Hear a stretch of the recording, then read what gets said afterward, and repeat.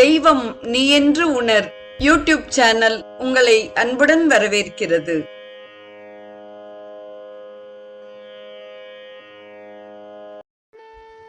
அன்பு உள்ளங்கள் அனைவருக்கும் இனிய சுபதின வணக்கம். இன்றைய ஸ்ரீ லலிதா சகஸ்ரநாமத்தில் 811வது நாமம் தொடங்கி 827வது நாமம் வரை நாம் சிந்திக்க இருக்கிறோம். முதலில் வரும் நாமம் ஓம் பாஷஹந்திரியை நமக என்பதாகும். பாசத்தை அழிப்பவள். உயிர்களிடம் இயல்பாக அமைந்துள்ள பாசத்தை தேவி தனது அருட்பார்வையால் அழிக்கிறாள். அனிருத்தன் முதலான வீரர்கள் நாகபாஷம் போன்ற அஸ்திரங்களால் கட்டுண்டு கிடந்த பொழுது தேவி அவர்களது கட்டுக்களை நீக்கி விடுவித்த வரலாறு தேவி பாகவதத்தில் இடம்பெற்றுள்ளது. என் பாசத் தொடரையெல்லாம் வந்தரி சிந்துர வண்ணத்தினாள் என்பார் அபிராமி பட்டர். 812வது நாமம் ஓம் பரமந்திர விபேதின்யை நமக என்பதாகும். எதிரிகளின் மந்திரங்களை தகர்ப்பவள். அடியவர்க்கு எதிராக அவர்களின் எதிரிகள் ஏவிவிடும் ஏவல், பில்லி, சூனியம் முதலான தீய மந்திரங்களை தேவி தானே வலியச் சென்று தகர்க்கிறாள். தேவியை வழிபடும் பக்தருக்கு எதிராக அபிச்சார பிரயோகம் செய்பவனை பிரத்யங்கரா தேவியும் சரபமூர்த்தியும் அடிக்கின்றனர் என்று லலிதா சகஸ்ரநாமத்தின் பலஸ்ருதி காண்டம் உரைக்கிறது. தீய மந்திரங்களால் பாதிக்கப்பட்டோர் கொல்லூர் மூகாம்பிகையை தரிசித்து அந்த அளவில் அத்துன்பங்களில் இருந்து விடுபடுகின்றனர். இது பலரது அனுபவபூர்வமான உண்மையாகும். தாருகாவனத்து முனிவர்கள் சிவபெருமானை நோக்கி தீய மந்திரங்கள் அனைத்தையும் ஏவினர். அபிச்சார யாக குண்டத்திலிருந்து பாம்புகளையும் அக்னியையும் மேலெழுப்பி ஏவினர். ஈசன் அவற்றை தன்னுள் அடக்கிவிட்டான். அம்முனிவர்கள் ஏவிய அபிச்சார அக்னியை ஈசன் தனது கரத்தில் அடக்கி வைத்திருக்கிறான். பெருமான் அம்பிகையின் அந்தப்புறத்தில் இருக்கும் பொழுது அந்த அக்னி எங்கோ ஓடி ஒளிந்து விடுகிறதாம். கைவந்த தீயும் தலைவந்த ஆறும் கறந்ததெங்கே என்று வியந்து வினவுகிறார் அபிராமி பட்டர். பரமந்திரம் என்றால் உயர்ந்த அல்லது மேலான மந்திரம் என்றும் பொருள் கொள்ளலாம். தேவியின் உயர்ந்த மந்திரமான ஸ்ரீவித்தையை அம்பிகை தக்க குருநாதரின் வழியே அடியவருக்கு உரிய வகையில் பிரித்து உபதேசித்து உணரச் செய்கிறாள். போர்க்களத்தில் எதிரிகள் மந்திர சக்தி நிறைந்த அஸ்திரங்களை ஏவி விடுப்பர். தேவியை வழிபடும் வீரரை நோக்கி அந்த அஸ்திரங்கள் ஏவப்படுமாயின் அவற்றின் மந்திர ஆற்றலை அம்பிகை தகர்க்கிறாள். 813வது நாமம் ஓம் மூர்த்தாயை நமக என்பதாகும். உருவம் உள்ளவள். உருவமற்ற நிர்குண பிரம்மமாகிய அம்பிகை பல உருவங்களை உடைய சகுண பிரம்மமாகவும் இருக்கிறாள். திரிபுர சுந்தரி, ராஜராஜேஸ்வரி, வாக்வாதினி, ஷியாமளை, துர்கை முதலான பல்வேறு மூர்த்தங்களாகவும் விளங்குகிறாள். 814வது நாமம் ஓம் அமூர்த்தாயை நமக என்பதாகும். உருவமற்றவள்.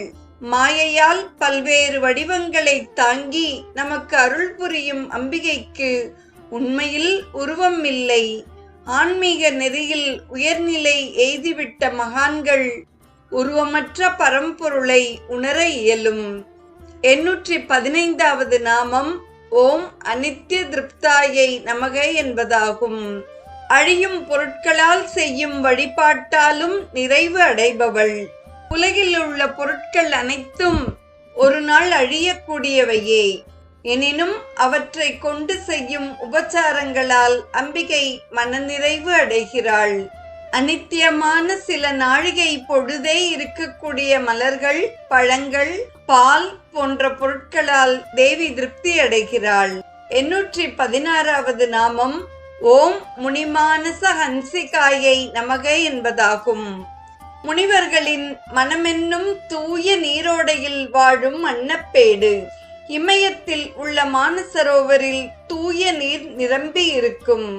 அங்கு அன்னப்பறவைகள் வாழ்கின்றன. அதுபோல் முனிவர்களின் மனம் தூய்மையாக உள்ளதால் தேவி அங்கு வாழ்கிறாள்.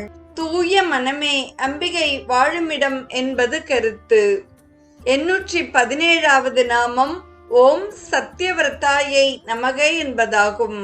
உண்மை விரதம் உடையவள். உண்மையே அவள் விரும்பும் விரதம். உண்மையன்றி வேறல்லாத அம்பிகை அவ்வுண்மையையே விரதமாக கொண்டு இருக்கிறாள். 818வது நாமம் ஓம் சத்யரூபாயை நமக என்பதாகும். நிலைத்த வடிவு உள்ளவள்.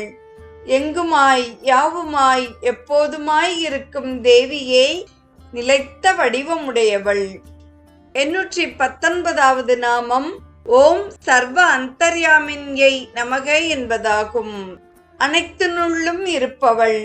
அண்டங்கள் உயிர்கள் அனைத்திலும் உள்ளே உறைபவள். அவள் இல்லாத பொருட்களும் இடங்களும் இல்லை. 820வது நாமம் ஓம் சத்யை நமக என்பதாகும். சதிதேவியாக தோன்றியவள். அம்பிகை தக்ஷன் பெண்ணாக தோன்றிய பொழுது அவள் சதி என்ற பெயருடன் விளங்கினாள். அதாவது தாக்ஷாயணியின் இயற்பெயர் சதிதேவி. சிவனது பத்தினியாக திகழ்பவள் என்ற பொருளிலும் சதி என்றனர். சத் என்னும் உண்மையாக திகழ்வதாலும் சதி என்றனர். 821வது நாமம் ஓம் பிரம்மாண்யை நமக என்பதாகும். பிரம்மசக்தி. பிரம்மத்தின் இச்சாசக்தியாக இருந்து உலகத்தை தோற்றுவித்தவள். 822ஆம் நாமம் ஓம் பிரம்மனே நமக என்பதாகும். பரபிரம்ம வடிவினள். பரபிரம்மம் என்னும் அனைத்தையும் கடந்த பரம்பொருளாக விளங்குபவள் அம்பிகை. 823ஆம் நாமம் ஓம் ஜனன்யை நமக என்பதாகும். உலகத்தாய். வடமொழியில் தாயை 5 வேறுபட்ட பெயர்களில் குறிப்பிடுவர். கருவாக உருக்கொடுப்பவள் ஜனனி.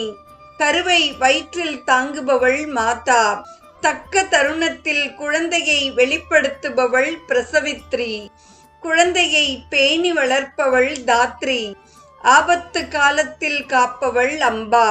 இவ்வாறு உரையாசிரியர் சி.வே. ராதாகிருஷ்ண சாஸ்திரிகள் அவர்கள் சிறப்பாக விளக்குகிறார்.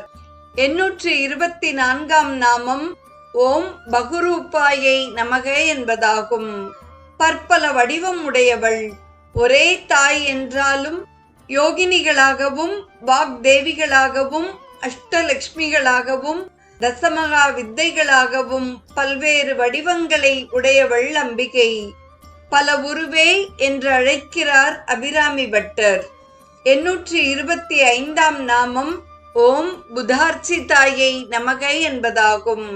ஞானிகளால் அர்ச்சிக்கப்படுபவள். தெய்வீக ஞானம் பெற்ற அறிவாளிகளால் வழிபடப்படுபவள். நவநாயகர்களில் ஒருவரான புத பகவானால் வழிபடுபவள் தேவி. 826ஆம் நாமம் ஓம் பிரசவித்ரியை நமக என்பதாகும். பெற்றெடுத்த தாய்.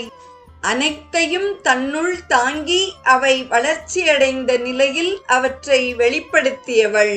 நிறைவாக வருவது 827ஆம் நாமம் ஓம் பிரச்சண்டாயை நமக என்பதாகும். மிகுந்த கோபம் உள்ளவள். உலகத்தை கட்டி காக்கவும் அடக்கி ஆளவும் தான் மிகுந்த கோபம் உள்ளவளாக காட்டிக்கொள்ள வேண்டும். இல்லையென்றால் நமது தாய்தானே என்ற அலட்சிய மனோபாவம் மக்களிடம் வளர்ந்துவிடும். அரக்க குணம் படைத்தவர்களிடம் மிகவும் சினமுடையவளாக நடந்து கொள்பவள் தேவி. பக்தியினாலே, தெய்வ பக்தியினாலே சோம்பல் அழியும். உடல் சொன்னபடிக்கு நடக்கும். முடி சற்றும் கூம்புதலின்றி நல்ல கோபுரம் போல் நிமிர்ந்த நிலை பெறும். வீம்புகள் போகும். நல்ல மேன்மை உண்டாகி புயங்கள் பருக்கும். பொய்ப்பாம்பு மடியும். மெய்ப்பரம் வென்று நல்ல நெறிகள் உண்டாய்விடும். சந்ததி வாழும். வெறும் சஞ்சலங் கெட்டு வலிமைகள் சேர்ந்திடும். இந்த புவிக்கே இங்கோர் ஈசன் உண்டாயின் அறிக்கையிட்டே உன்றன் கந்த மலர்த்தாள் துணை. காதல் மகவு வளர்ந்திட வேண்டும். என் சிந்தை அறிந்தே அருள் செய்திட வேண்டுமென்றால் அருள் எய்திவிடும் என்ற மகாகவி பாரதியின் பக்தி பாடலை நிறைவு செய்து இன்றைய நிகழ்வு இனிதே நிறைவு பெறுகிறது. நாளையும் அன்னையின் பெருமைகளை கூறும் பெயர்களையும் அதற்கான பொருளையும் தொடர்ந்து சிந்திப்போம். இன்றைய நிகழ்வில் ஸ்ரீ லலிதா சகஸ்ரநாமத்தில் 811வது நாமம் தொடங்கி 827வது நாமம் வரை நாமங்களையும் அதற்கான பொருளையும் செவிமடுத்த அத்துணை நல்ல உள்ளங்களுக்கும் நெஞ்சார்ந்த நன்றி. மீண்டும் நாளைய நிகழ்வில் இணைவோம். தெய்வம் நீ என்று உணர் யூடியூப் சேனலை கேட்டு மகிழ்ந்த நீங்கள் உங்கள் நட்பு வட்டத்திற்கும் பகிர்ந்து தொடர்ந்து உங்களது நல்ல ஆதரவினை சப்ஸ்கிரைப் செய்து வழங்குமாறு அன்புடன் வேண்டுவது உங்கள் அன்பின் விசாலம்.